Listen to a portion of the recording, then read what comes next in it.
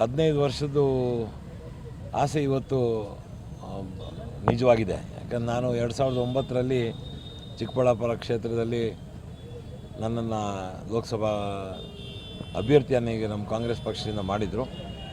ಆಗ ನಮ್ಮ ವೀರಪ್ಪ ಮೊಯ್ಲಿ ಅವ್ರಿಗೆ ಪುನಃ ನನ್ನ ತೆಗೆದು ಅವ್ರು ಬಿಟ್ಕೊಟ್ಬಿಟ್ಟು ಆವತ್ತು ತಪ್ಪಿದ್ದು ಇವತ್ತು ನನ್ನ ಮಗನಿಗೆ ಸಿಕ್ಕಿದೆ.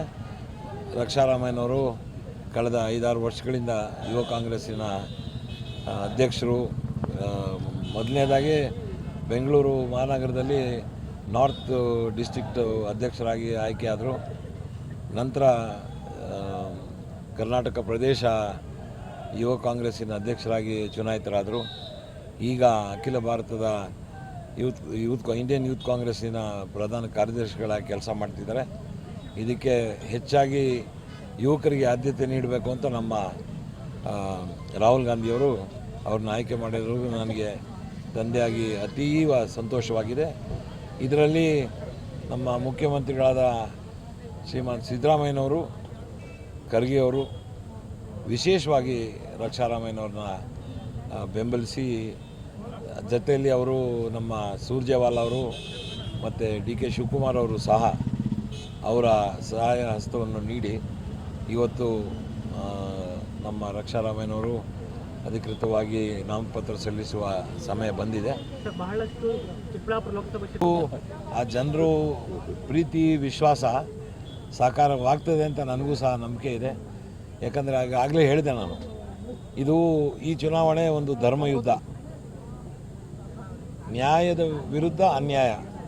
ಮಹಾಭಾರತ ಯಾವ ರೀತಿ ನ್ಯಾಯ ಅನ್ಯಾಯದ ನಡುವೆ ಹೋರಾಟ ಆಯಿತು, ನ್ಯಾಯವೇ ಇದು ಈ ಸಲ ದೇವರು ಜಯಶೀಲನಾಗಿ ಮಾಡ್ತಾರೆ ಅಂತ ಹೇಳಿಬಿಟ್ಟು ಈ ಜನರು ಸಹ ಅದಕ್ಕೆ ಸಾಕಾರ ಮಾಡ್ತಾರೆ ಅಂತ ನನಗೆ ಸಂಪೂರ್ಣವಾದ ಭರವಸೆ. ಬರ್ತಾ ಇದ್ದಾರೆ. ಈಗ ಇದರಲ್ಲಿ ಒಂದು ಹೊಸ ವಾತಾವರಣ ಕಲ್ಪನೆ ಆಗಿದೆ ಚಿಕ್ಕಬಳ್ಳಾಪುರ ವಿಧಾನಸಭಾ ಕ್ಷೇತ್ರದಲ್ಲಿ.